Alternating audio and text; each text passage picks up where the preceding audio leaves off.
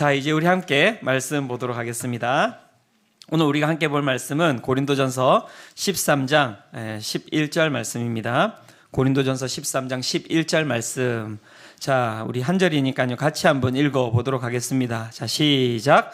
내가 어렸을 때에는 말하는 것이 어린아이와 같고 깨닫는 것이 어린아이와 같고 생각하는 것이 어린아이와 같다가 장성한 사람이 되어서는 어린아이의 일을 버렸노라. 아멘. 제가 7살 정도 되었을 때인 것 같습니다. 제 위에는 이제 2살 이렇게 많은 형이 있는데요. 어머니가 이제 그날은 계시지 않은 거 이제 않았다고 이제 생각이 됐는데 안 계셨었어요. 그래서 이제 형과 함께 이제 이제 놀 게 없으니까 이제 신발 숨기기 놀이를 이제 제가 어릴 때는 이제 스마트폰도 없고 하니 신발 숨기기 놀이를 했었거든요. 그래서 이제 저희들이 이제 신발을 숨기면 그 집에 이제 장독대가 있는 데가 있는데 그 장독대에 그 속에다가 신발을 항상 이렇게 숨겨놔요. 그래서 이제 형하고 이제 신발 숨기기를 하는데 형이 이제 제가 술래가 되고 형이 이제 숨기기를 한 거죠.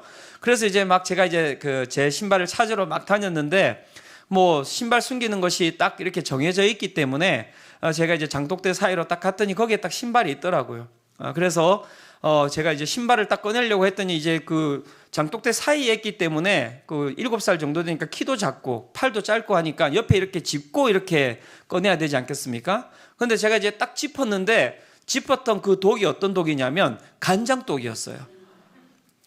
이제 간장독이 제일 크거든요, 실제. 이렇게 된장독 이렇게 있지만 고추장독도 있고 이렇게 있지만 간장독이 제일 큰데 또 하필이면 어머니께서 이제 간장독이 원래 이제 이렇게 덮어 놓는데 그때는 이제 흰 천으로 해가지고 간장독 위에다가 흰 천으로 항상 해서 이렇게 고무줄로 이렇게 해서 묶어 놓았더라고요. 그래서 이제 그런데 거기를 이렇게 짚어버린 거예요. 그래서 짚으면서 그 위에 있던 천이 어떻게 됐겠습니까? 안으로 확 들어가 버린 거죠. 그래서 제가 그때 갑자기 이제 멘붕이 온 거예요. 그래서 어떻게 하지? 큰일 났다. 제가 이제 사고도 너무 많이 쳐가지고 이제 어머니가 이제 돌아오시면 가만히 안 두실 텐데 혼나는데 하면서 형을 딱 찾았는데 형은 이미 이제 도망가고 없는 거죠. 그래서 제 혼자 이제 이 상황을 처리를 해야 되는 거예요. 그래서 이 천을 갖다가 빨리 이렇게 어머니 오시기 전에 끄집어내서 원래 상태로 해놔야지 혼이 나지 않는데 생각하면서 이제 첫 번째로는 뭘 쓰겠습니까? 팔이 있지 않습니까? 팔을 넣었죠. 그래서 휘저은 거예요. 그런데 그러니까 간장독이 정말 크거든요. 정말 커. 이 정도 되니까 이 정도 되고 그러니까 이제 팔을 넣어도 끝이 안 닿잖아요. 그러니까 사람이 이제 팔이 안 닿으면 뭘 썼겠습니까? 그 다음에 도구를 사용해야죠. 그래서 이제 뭔가 이게 천이 밑에 이제 바닥에 쫙 깔린 것 같아서 이걸 갖다가 끄집어내려면 뭔가 이렇게 딱 앞에 뾰족한 것이면 좋겠다. 그리고 길어야 된다. 그래서 뭐가 생각이 났겠습니까? 그때는 저희가 이제 연탄을 뗄 때인데요. 연탄광으로 제가 달려간 거예요. 그래 가서 연탄집게를 들고 온 거예요. 그래서 연탄집게를 들고 간장독을 집어넣어서 이제 휘젓기 시작한 거예요. 막 그걸 어떻게 해요 정말. 막 휘젓는데 그래도 이 천이 어떻게 된 건지 올라오질 않는 거예요.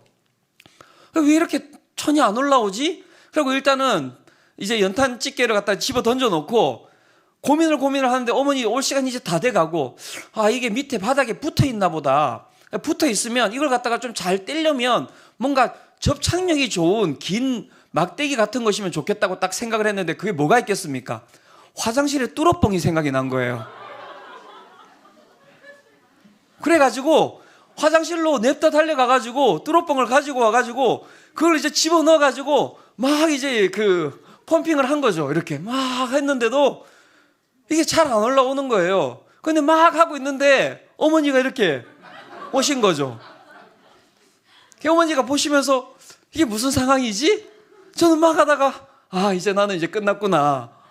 어떡하지? 이 천을 갖다가 제대로 해놨어야 되는 건데. 네. 그래서 이제 어머니께서 보시더니 너 뭐 하고 있니? 이러길래 엄마 제가 그 형하고 놀다가 이 간장독에 이 천을 갖다가 밑에 빠뜨려 버렸어요.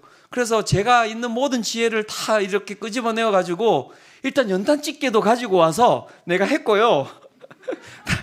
뚫어뻥도 가지고 와서 제가 했는데 이 천이 안 올라오네요.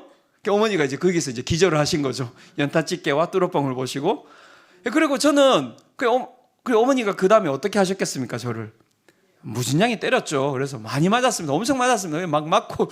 그래서 저는 내가 최선을 다했는데 좀 이렇게 최선을 다한 것에 대해서 왜 인정을 안 해주셨을까 이렇게 생각을 하고 옆에서 엄청 막 울면서 이렇게 서 있는데 이제 옆에서 이제 어머니께서 우시면서 간장을 버리시는 걸 제가 봤죠. 이렇게 그 간장이 솔직히 이야기하면 그 하루 이틀에 만들어지는 게 아니거든요. 이전에는 막 그 메주를 갖다가 다 쏘지 않습니까? 메주 쏘아가지고 막 그 다 위에다 달아놓고 그거 해가지고 뭐 이렇게 정말 몇 개월이 걸려가지고 그 간장도 한두 번 이게 하는 게 아니죠. 이게 끓이는 게. 그러니까 몇 번을 끓이는 거기 때문에 막 이게 그냥 시간이 들어가는 게 아닌데 막 몇 개월을 들인 시간을 갖다가 제가 그냥 반나절 만에 다 날려버린 겁니다. 그때 깨달았어요. 저는 어머니가 간장 버릴 때 깨달았어요. 아, 내가 거기에다가 집어넣지 못할 걸 집어넣었구나. 예, 그때 깨달은 거죠. 어떻습니까, 여러분? 그래도 7살짜리가 한 이렇게 일인데 그래도 귀엽게 봐줄만 하지 않습니까? 아, 네. 네, 설교를 마무리하도록 하겠습니다. 네. 네. 예. 그 7살짜리가 해도 귀엽지가 않은 일인데 이 어린아이가 한 일 아닙니까? 그런데 여러분 한번 생각해 보십시오. 제가 이제 내년이면 이제 50이 되는데요. 이제 반백입니다, 여러분. 그런데 50이 다 된 사람이 여러분 그 연탄집게를 들고 그 다음에 뚜러뻥을 들고 간장을 갖다가 막 젓고 있었다고 생각을 해보십시오. 여러분 어떻습니까? 거의 뭐 호러 영화 수준 아닙니까? 예, 정말 예 공포 영화 수준이죠. 그 다 큰 사람이 자신의 지혜가 거기에 다 달았다고 생각해서 정말 연탄집게를 가지고 간장독을 휘젓고 있다면 그 천을 꺼내기 위해서 있을 수도 없는 일이고 있어서도 안 되는 일이라고 생각을 할 수 있을 것입니다. 그런데 후안 카를로스 오르티즈라고 하는 한 분이 이 교회를 바라보면서 이러한 현상이 있다고 이야기를 하고 있는 거예요. 이렇게 이야기합니다. 요즘 교회 안에서는 내가 만년 갓난 아기 신자라고 부르는 기이한 현상이 벌어지고 있다. 우리들의 교회 가운데는 수년 동안 설교를 꼬박꼬박 들었는데도 처음과 다를 바가 없는 신자들이 적지 않다. 목사는 어제나 오늘이나 여전히 그들의 하나하나를 돌봐주어야 한다. 기저귀가 젖었는지 가끔 들춰보아야 하고 토닥토닥 베이비 파우더도 발라주어야 하며 우유가 너무 뜨겁지는 않은지 볼에 대보아야 하고 정말 어떻게 보면 한국 교회가 또 이런 모습으로 있는 것은 아닌지 생각을 해보았습니다. 여러분 생각을 해보십시오. 교회를 다닌 지 20년이 되었고 30년이 되었고 40년이 되었고 50년이 되었는데요. 후안 카를로스 오르티즈라고 하는 이분은 목사님은 뭐라고 이야기하냐면 교회 가운데 그 연수와 상관없이 만년 갓난 아기 신자가 있다라는 거예요. 그러니까는 몸은 다 컸는데 제가 아까 앞에서 이야기했던 것처럼 간장독에 연탄집게 들고 뚜러뻥 들고 휘젓는 사람들이 이 교회 가운데 가득 차서 앉아있다라고 이야기를 하고 있는 것이죠. 여러분 그런 교회가 있다면 여러분들이 그 교회에 가고 싶겠습니까? 안 가고 싶겠습니까? 예, 그렇지 않죠. 안 가고 싶겠죠. 그죠? 또 교회 안에 모든 분들이 앉아있는데 이 사람들이 다 나이가 들었는데 다 기저귀를 차고 앉아있다고 생각을 해보십시오. 기저귀를 갈아줘야 된다라고 생각을 해보십시오. 이게 얼마나 여러분 끔찍한 일입니까? 아까 제가 앞에서 이야기했을 때 호러 영화 같다고 이야기를 했는데 그런 호러 영화 같은 그러한 일들이 지금 이 땅의 교회 가운데 벌어지고 있다고 말하고 있는 것입니다. 오늘 우리가 읽은 고린도전서는 고린도 교회 가운데 바울이 쓴 서신이라고 이야기를 하고 있습니다.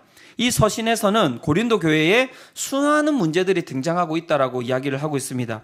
어떤 문제들이 등장하는가라고 이야기할 때 시기, 분쟁, 다툼, 법정 소송, 음행, 결혼과 독신의 문제, 우상의 재물을 갖다가 먹어야 될지 말아야 될지에 대한 문제, 사도권에 대한 문제, 근친 상간, 공예배의 질서에 대한 부분, 성령의 은사를 멋대로 사용하는 것에 대한 부분, 부활에 대한 불신, 정말 없는 게 없는 문제 백화점이에요, 이 고린도 교회가.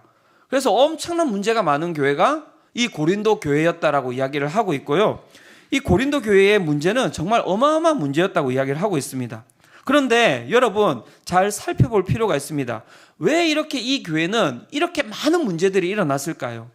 왜 이렇게 많은 문제들이 일어났을까요? 거기에는 원인이라는 게 있지 않겠습니까? 원인이 있으니까 에베소서도 그렇고 다른 교회, 다른 서신서에는 이렇게 문제가 많이 등장하지 않거든요. 그런데 1장부터 시작해가지고 끝장까지 고린도 후서는 끊임없이 교회의 문제에 대해서만 이야기를 하고 있는 거예요. 그런데 살펴봤더니 고린도 교회의 문제가 왜 이러한 문제가 많이 일어났는지에 대한 원인을 바울은 이렇게 이야기를 하고 있는 것입니다. 고린도전서 3장 1절입니다. 3장 1절 같이 한번 읽어보도록 하겠습니다. 자, 시작. 형제들아, 내가 신령한 자들을 대함과 같이 곧 그리스도 안에서 어린아이를 대함과 같이 하노라. 자, 바울이 고린도 교인을 바라보면서 어떤 존재라고 이야기합니까? 너희들이 어린 아이들과 같다라고 이야기를 하고 있습니다. 또 오늘 우리가 읽었던 고린도전서 13장 11절도 이렇게 이야기를 하고 있죠. 내가 어렸을 때에는 말하는 것이 어린아이와 같고 깨닫는 것이 어린아이와 같고 생각하는 것이 어린아이와 같다가 장성한 사람이 되어서는 어린아이의 일을 버렸노라. 그들이 어린아이와 같았다라고 이야기를 하고 있는 것이고요. 너희 어린아이와 같은 고린도 교회가 장성한 사람이 되어야 된다라고 이야기를 하고 있는 것입니다. 또한 고린도전서 14장 20절에 보면 이렇게 이야기를 하고 있습니다.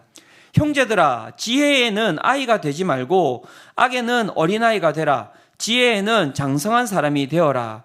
너희가 선한 데에는 장성한 사람이 되어야 된다라고 권면하고 있는 것이죠. 그렇다면 이 고린도 교회는 어떤 수준이었기 때문에 이런 이야기를 한 것입니까? 그들이 어린아이와 같은 수준이었기 때문에 이런 이야기를 하고 있는 것입니다. 즉 고린도 교회의 본질적인 문제는 어디에 있었냐면 그들이 어린아이와 같은 신앙을 하고 있었기 때문에 이 수많은 문제들이 일어났다고 바울은 이야기를 하고 있는 것입니다. 어린아이의 특징은 무엇이기에 이렇게 어린아이와 같은 모습이 교회를 어렵게 만들고 또한 삶을 또 하나님 앞에서 책망받게 만드는 것일까요? 첫 번째, 우리 어린아이의 특징을 한번 살펴보고자 합니다. 그 첫 번째 어린아이의 특징은 무엇이냐면 어린아이는 선악을 분별하지 못한다고 말씀이 이야기를 하고 있습니다. 히브리서 5장 13절과 14절 본문인데요. 히브리서 5장 13절과 14절 같이 한번 읽어보도록 하겠습니다. 자, 시작. 이는 젖을 먹는 자마다 어린아이니 의의 경험하지 못하는 자요 단단한 음식은 장성한 자의 것이니 그들은 지각을 사용함으로 연단을 받아 선악을 분별하는 자들이니라. 자, 여기서 어린아이의 특징에 대해서 이야기를 하고 있습니다. 뭐라고 이야기합니까? 어린아이는 의의 말씀을 경험해보지 못했다라고 이야기를 하고 있습니다. 여기서 의의 말씀은 무엇이냐면 우리를 이끌어가는 진리의 말씀이라고 이야기를 하는 것이죠. 그러니까 어린아이는 진리의 말씀을 듣지 못했고 경험하지 못했기 때문에 어떻게 살아가겠습니까? 자신이 원하는 대로 살아가는 것, 그것이 바로 어린아이의 모습이라고 이야기를 하고 있는 것이죠. 또한 장성한 자의 모습을 통하여서 어린아이의 모습이 무엇인지를 이야기를 해주고 있는데요. 장성한 자의 것이니 그들은 지각을 사용함으로 연단을 받아 선악을 분별하는 자들이니라 라고 이야기를 하고 있습니다. 즉 어린아이는 어떤 자들일까요? 어린아이는 선악을 분별하지 못하는 자들이라고 말씀이 이야기를 하고 있는 것입니다. 어린아이의 특징은 그래서 이렇습니다. 자신이 어떤 길로 가야 될지를 분별하지 못하는 것, 선악을 분별하지 못하는 것. 그래서 자신의 하는 일이 어떤 결과를 초래할지에 대해서 알지 못한 채 끊임없이 하는 자가 바로 어린아이라고 이야기를 하고 있는 것이죠. 그 어린아이의 모습을 통해서 그래서 어떤 일이 일어난 것입니까? 시기, 분쟁, 다툼, 법정소송, 교회에서 법정소송까지 일어났다는 거예요. 있을 수 있는 일입니까? 있을 수 있죠. 교회에서 요즘도 일어나고 있지 않습니까? 그죠? 예. 음행, 결혼과 독신의 문제, 결혼하는 게 맞습니까? 독신이 맞습니까? 그 문제를 가지고 또 끊임없이 싸웠고요. 그 다음에 우상 제물의 문제, 우상에게 바치는 그 제물을 갖다가 우리가 먹어도 되는 겁니까? 먹지 않아야 되는 겁니까? 무엇이 맞는 것입니까? 그걸 가지고 또 끊임없이 싸웠다고 이야기를 하고 있고요. 사도권에 대한 도전, 그 다음에 근친 상간까지 있었다고 이야기를 하고요. 공예배의 질서가 바로 잡히지 않고 성령의 은사를 자기 멋대로 사용하고 그것을 가지고 서로 시기하고 질투하고 그 다음에 부활에 대해서는 불신하고, 그러니까 여러분 하나부터 열까지 이 고린도 교회의 성도들은 무엇 하나 제대로 가는 길이 없는 성도들이었다라고 이야기를 하고 있는 것이죠. 이런 어린아이들의 모습, 이런 분별력이 없는 모습, 여러분들은 어떻습니까? 분별력을 가지고 살아가고 있습니까? 이 분별력이 없는 삶은 결국 그래서 우리를 어떤 삶으로 인도하는 것입니까? 문제가 많은 삶으로 인도한다고 우리가 알 수 있는 것이죠. 제가 어떤 모임에 갔는데요. 그 모임에 갔더니 정말 뭐 여러 가지 이야기들이 있는데 막 새가족들이 잘 안 온다고 교회에. 그래서 성도들이 자꾸 이제 이 목사님한테 와가지고 우리 교회는 새가족이 잘 오지 않는 교회라서 뭐 이렇게 이야기를 했다는 거예요. 그 목사님께서 그렇게 성도들이 저한테 와가지고 우리 교회는 새가족이 잘 오지 않는다고 이야기를 하는데 자기가 어떻게 대답해야 될지를 모르겠다고 이야기를 하는 것이죠. 여러분, 제가 이제 묻고 싶은 게 새가족이 안 오면은 목사님한테 가서 물으면은 답이 나옵니까? 그죠? 그러면 답이 안 나오잖아요. 그죠? 분별력이라고 하는 것은 무엇입니까? 저희 교회도 새가족이 이렇게 많이 올 수 있는 환경은 아니거든요. 그러면 이제 살펴봐야죠. 첫 번째 뭘 살펴봐야겠습니까? 제가 제 설교를 살펴봐야 되지 않겠습니까? 내 설교가 어떤가? 많이 기네. 짧은 게 은혜잖아요. 그죠? 그러니까는 좀 짧게 해야겠다. 지금도 이제 얼마 안 남았습니다. 저한테 데드라인이. 빨리 짧게 하고 마무리를 지어야겠다.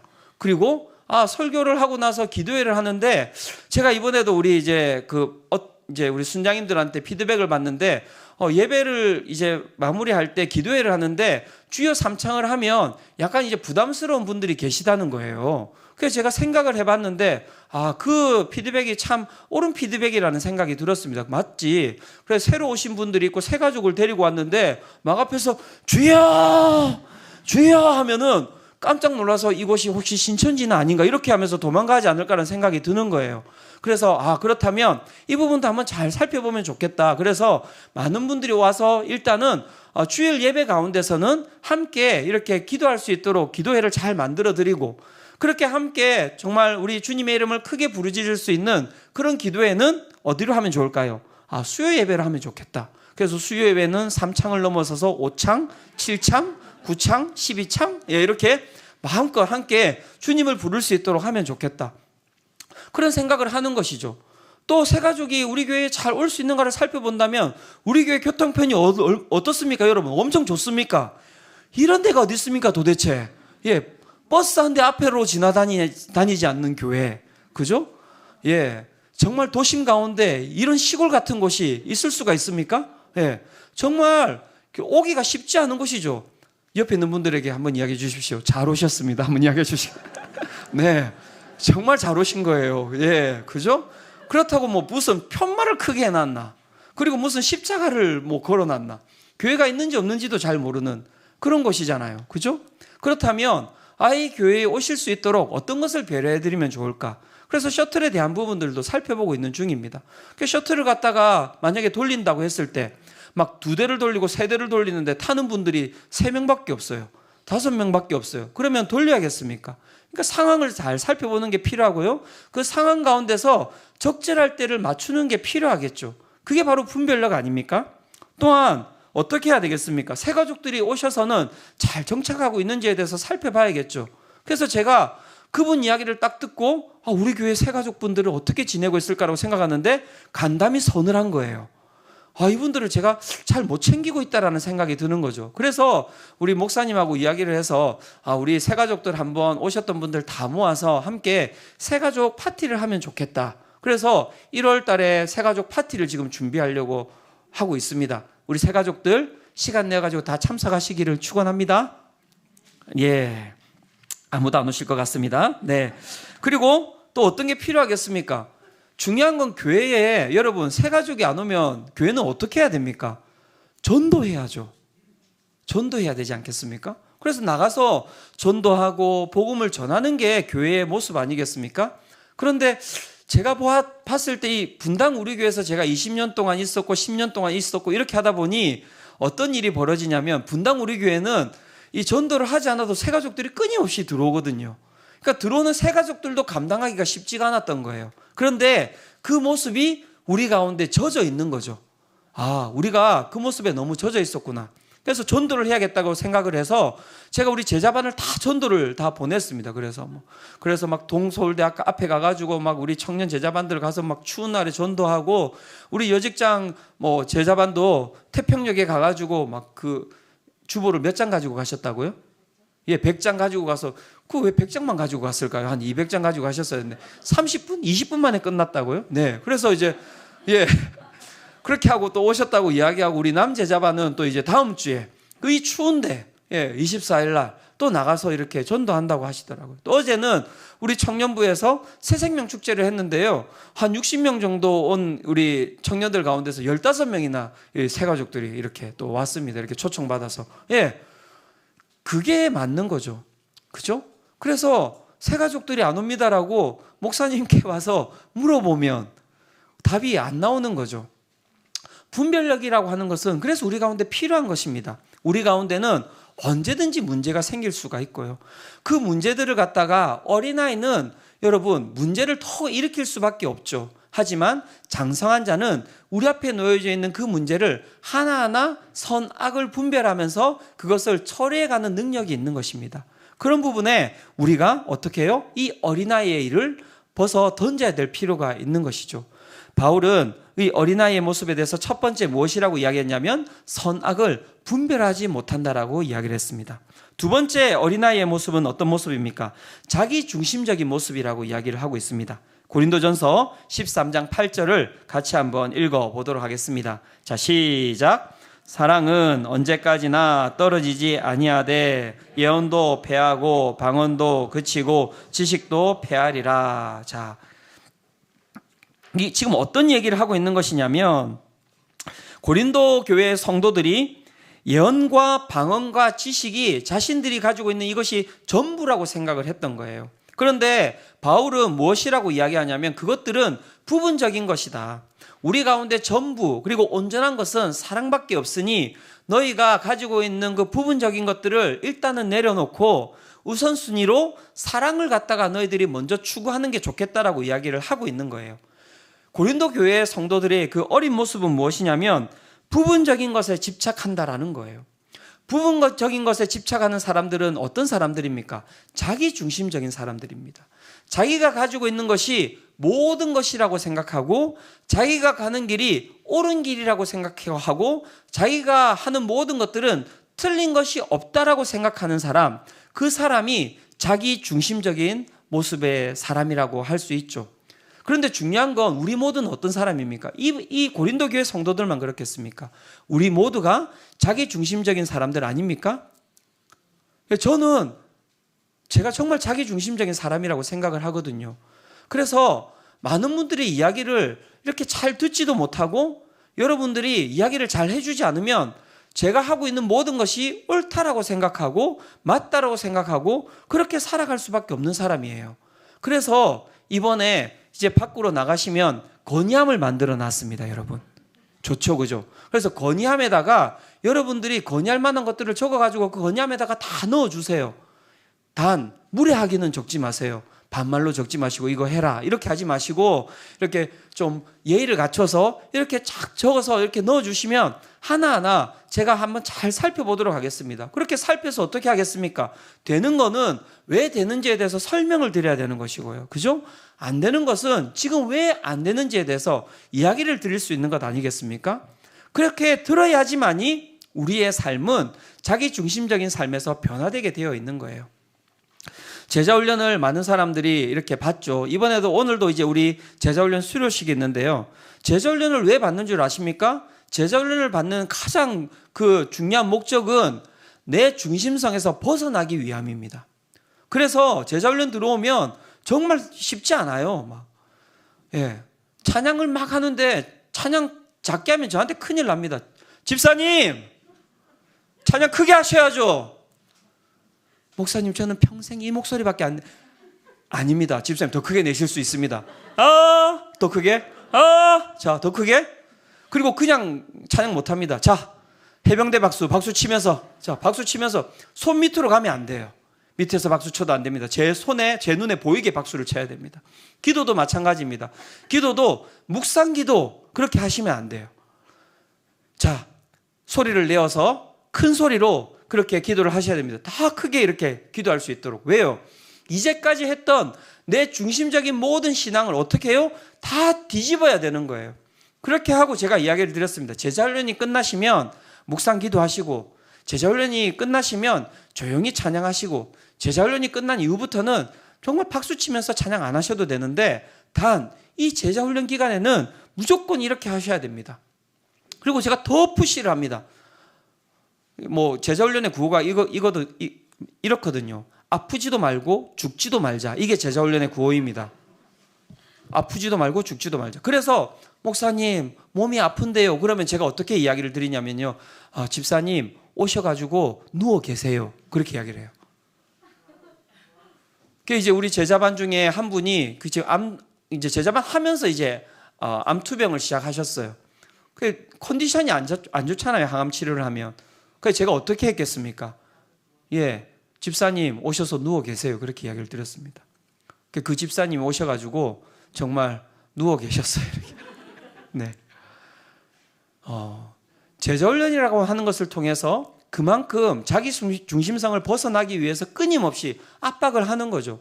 그런데 중요한 건 그렇게 여러분 1년을 훈련을 한다 하더라도 사람은 여러분 훈련이 끝나면 금방 돌아갑니다. 금방 돌아갑니다. 그냥 내가 가지고 있는 내 원하는 모습대로 금방 돌아가는 게 인간의 모습인 거예요. 그래서 제가 제자반에게 또 이야기를 했죠. 1년 가지고 안 된다. 2년 해야 된다. 사육훈련에 다 지원해라 해가지고 이번에 또 되는 분들은 우리 임산부 빼고 또 이렇게 또 시험 치는 분 빼고는 또 다 사육훈련에 또 이번에 또 지원하셨습니다. 오늘 지금 내가 훈련을 지난번에 신청했었어야 되는 건데 지금 그런 마음 가지고 계신 분 계시죠? 오늘 나가면서 지원하십시오. 괜찮습니다. 제가 받아드리겠습니다. 안 하실 거예요? 네. 사랑하는 성도 여러분, 우리는 정말 자기 중심적으로 살아가는 사람들입니다.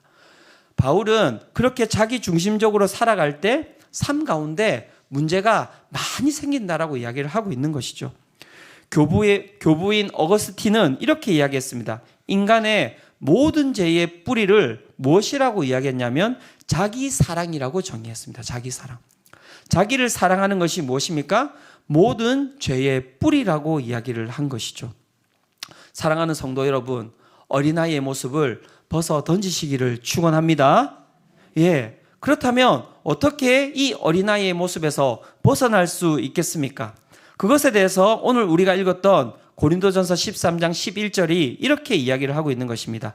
다시 한 번 더 같이 읽어보도록 하겠습니다. 자, 시작. 내가 어렸을 때에는 말하는 것이 어린아이와 같고 깨닫는 것이 어린아이와 같고 생각하는 것이 어린아이와 같다가 장성한 사람이 되어서는 어린아이의 일을 버렸노라. 자, 어린아이의 모습에서 벗어날 수 있는 길은 무엇이냐면 어린아이의 일을 버리는 것이라고 이야기를 하고 있습니다. 여기서 버리다라고 하는 이 단어는 카타르게오라는 단어인데요. 활동하지 못하게 하다, 못쓰게 만들다, 그 다음에 폐지하다, 무효로 하다, 치워버리다 라는 뜻입니다. 활동하지 못하게 하다. 그래서 우리가 어린아이의 일을 버리는 것은 무엇이라고 이야기합니까? 어린아이의 모습이 활동하지 못하도록 묶어놓는 거예요. 어린아이의 모습이 우리 가운데 쓰지 못하도록 그것을 어떻게 해요? 버리는 것입니다. 치워버리는 것입니다.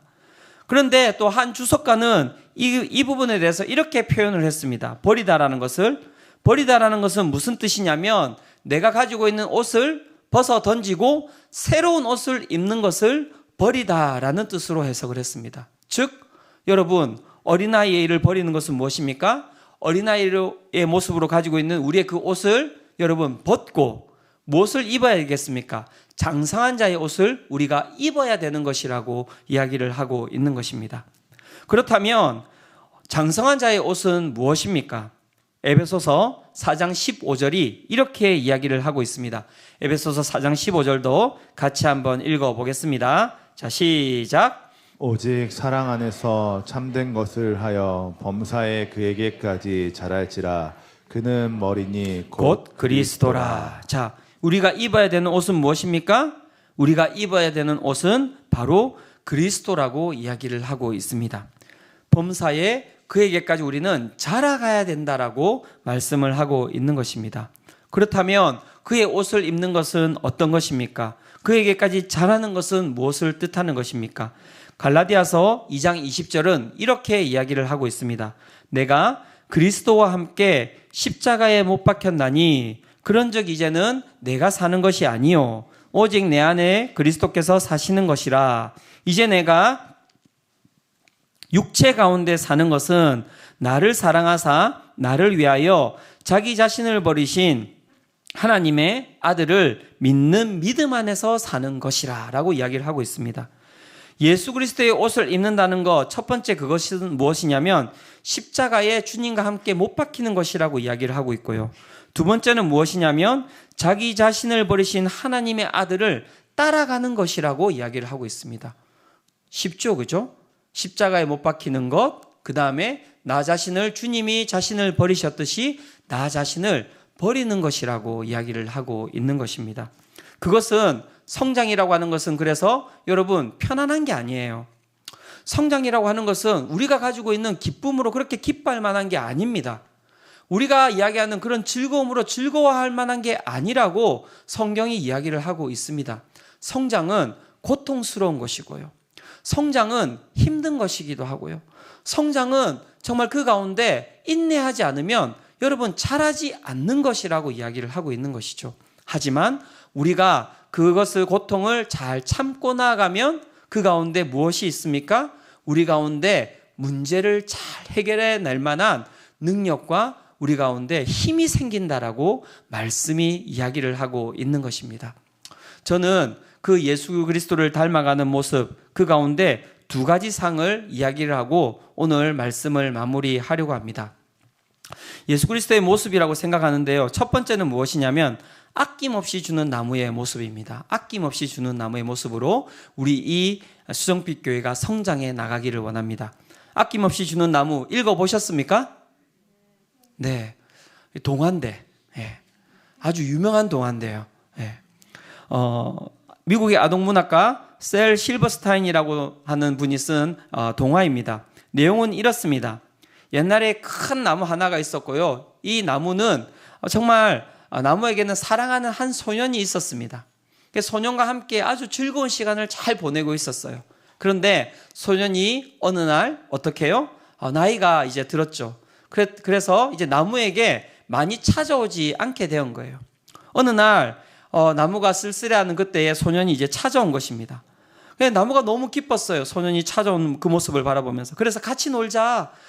나한테 매달리고 그 다음에 그네도 뛰고 내 나무에서 나오는 사과도 먹고 그늘에서 즐겁게 놀아라고 막 이야기를 했습니다. 그랬더니 소년이 이렇게 이야기했습니다. 내가 이제는 나이가 좀 됐고 내가 키가 커서 이제 더 이상 너하고 놀아줄 수가 없을 것 같아. 그런데 내가 지금 물건도 사고 싶고 뭔가를 많이 써야 되는데 돈이 필요하단 말이지. 나무야, 나에게 돈을 줄 수 있겠니? 이렇게 이야기를 했습니다. 나무가 돈이 있습니까? 없죠. 그래서 나무가 무엇을 주었냐면 자신의 사과를 갖다가 준 거예요. 이 소년은 그 사과를 가지고 팔아서 돈을 구해서 또 잘 놀았습니다. 그리고 나무를 찾아가지 않았어요. 그리고 또 시간이 지나서 어느 날 이 나무에게 소년이 또 찾아왔습니다. 나무가 너무 기뻤어요. 소년이 찾아와서. 그래서 또 같이 놀자고 이야기를 했습니다. 그랬더니 또 소년이 이렇게 이야기하는 거예요. 내가 너하고 놀아줄 시간이 없다. 내가 지금 이제 가족이 생겼는데 이 가족들에게 집을 지어줘야 될 것 같아. 그렇게 이야기를 했더니 나무가 이렇게 이야기했습니다. 아니, 나에게는 집이 없는데? 그런데 내 가지를 잘라서 가면 너가 너의 가족들과 살 수 있는 집을 지을 수 있을 거야. 소년이 나무의 가지를 다 베어가지고 가지고 가서 자신이 살 집을 만들었어요. 그리고 또 나무에게 찾아가지 않았던 것이죠. 또 어느 날 시간이 지나고 소년이 또 나무에게 찾아갔습니다. 나무가 또 너무 즐거웠어요. 정말 또 나에게 찾아와 줬구나. 그럼 나와 또 함께 놀아줄 수 있겠니? 그랬더니 소년이 이렇게 이야기했습니다. 나는 지금 마음이 너무 힘들어서 이곳을 떠나야 될 것 같아. 먼 곳으로 가고자 하는데 그 먼 곳으로 가기에는 나에게 배가 필요한데 어떻게 너가 나에게 배를 줄 수 있겠니? 라고 이야기를 했을 때 나무가 또 이렇게 이야기했습니다. 배는 나에게 없는데 내가 가지고 있는 이 나무의 줄기를 베어서 가지고 가면 배를 만들 수 있을 거야. 그렇게 소년이 어떻게 했겠습니까? 나무를 베어서 가지고 가서 배를 만들고 먼 곳으로 가게 된 것이죠. 그리고 날이 많이 지났습니다. 그리고 나이가 많이 들은 소년이 이제 나무에게 찾아왔습니다. 그때 나무가 즐거워했겠습니까? 슬퍼했겠습니까? 슬퍼했어요. 왜 슬퍼했는지 아십니까? 이렇게 이야기합니다. 너에게 맞아요. 줄 것이 아무것도 없기 때문에 슬퍼한 거예요. 더 이상 너에게 사과도 줄 수 없고 가지도 줄 수 없고 줄기마저 없으니 무언가 내게 줄 수 있는 게 없어서 내가 참 슬프고 미안하다라고 이야기를 한 것이죠. 소년이 이야기합니다. 나에게 이제 필요한 건 없고 나에게는 쉼과 조용한 곳이 필요할 뿐이야 라고 이야기했더니 나무가 즐거워하면서 소년에게 또 이야기했습니다. 그렇다면 여기에 와서 쉬면 좋겠다. 늙은 나무 밑둥이 정말 쉬기에는 그만이야. 이리로 와서 앉아 편안히 쉬도록 해 라고 이야기를 하면서 이 소년을 갖다가 초청한 것이죠. 그리고 중요한 것은 마무리입니다. 그 나무는 그 소년과 함께 있는 것을 행복해 했다고 하는 것이죠. 우리가 성장해야 될 모습은 무엇입니까? 바로 예수 그리스도를 닮아간다는 것, 바로 그것은 우리가 아낌없이 주는 나무가 되어 주는 것입니다. 내가 가지고 있는 무언가를 갖다가 누구에게 주어야 된다는 것에 초점이 있는 것이 아니라요. 누군가와 함께 있는 것을 행복해 하는 것, 그것이 바로 아낌없이 주는 나무가 가지고 있는 사랑이었다고 이야기를 할 수 있는 것입니다. 사랑하는 성도 여러분, 여러분들의 삶이 누군가가 찾아와서 앉아 있을 수 있는 그러한 성숙한 삶이 되시기를 축원합니다. 두 번째, 여러분들에게 정말 이야기 드리고 싶은 그 상은 무엇이냐면 엄마의 모습입니다. 이소라라고 이야기하는 가수가 있는데요. 이 가수가 부른 노래가 있습니다. 엄마로 산다는 것은 이라는 노래인데요. 이 노래를 보면은 이렇게 이제 가사가 나옵니다. 늦은 밤 선잠에서 깨어 현관문 열리는 소리에 부시시한 얼굴. 여러분 다 경험해 보셨죠? 그죠? 아들, 밥은 먹었느냐? 피곤하니 쉬어야겠다며 짜증 섞인 말투로 방문 휙 닫고 나면 들고 오는 과일 한 접시. 엄마도 소녀일 때가, 엄마도 나만 할 때가, 엄마도 아리따웠던 때가 있었겠지. 그 모든 걸 다 버리고. 제가 이 부분을 갖다가 이렇게 듣고 읽는데 눈물이 왈칵 쏟아지는 거예요. 엄마도 소녀일 때가, 엄마도 나만 할 때가, 엄마도 아리따웠던 때가 있었겠지. 그런데 어떻게 했다고요? 그 모든 거를 다 버리고 그 다음에 가사가 참 감동적인 가사입니다. 그래서 세상에서 가장 강한 존재 엄마, 세상에서 가장 강한 존재 엄마, 엄마로 산다는 것은, 그렇게 이야기하면서 아프지 말거라, 그거면 됐다라고 이야기하는 것이 엄마의 모습이라고 이야기를 하고 있는 것입니다. 우리가 성장해야 될 모습, 여러분 그것은 바로 이런 모습이라고 할 수 있습니다. 내가 소녀이고 싶죠. 내가 청춘이고 싶지요. 내가 나를 갖다가 아름답게 가꾸고 싶은 부분들이 있죠. 하지만 그 모든 것을 다 버리고 누군가를 위해서 내 삶을 줄 수 있는 것, 누군가를 위해서 그 삶을 안아줄 수 있는 것, 그것이 바로 우리가 성장해야 될 예수 그리스도의 모습이라고 이야기를 할 수 있는 것입니다. 설교를 마무리하고자 합니다. 여러분, 우리가 어떤 모습으로 신앙생활을 해나가고 있습니까? 어떤 모습으로 우리는 살아가고 있습니까? 성경은 이야기하고 있습니다.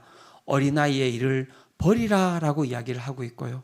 그 가운데서 예수 그리스도의 모습을 입으라 라고 이야기를 하고 있습니다. 오늘 저는 설교를 마무리하면서 두 분을 초청하고 싶은데요. 이 제자훈련 우리 수료하는 두 분입니다. 이 두 분의 간증을 듣고자 하는데 이 간증자 또 우리 제자반 훈련생들의 모습이 바로 이 정말 아낌없이 주는 나무의 모습이라고 생각하고 있고요. 정말 엄마가 되기 위하여서 끊임없이 애를 썼던 모습이라고 저는 생각을 합니다. 1년 동안 정말 주님 안에서 내가 가지고 있는 나의 중심성을 버리고 예수 그리스도를 닮기 위하여서 그 애썼던 그 간증을 들으시면서 정말 그 간증이 오늘 이곳에 있는 우리 모든 사람들의, 우리 모든 성도님들의 간증이 되시기를 축원합니다.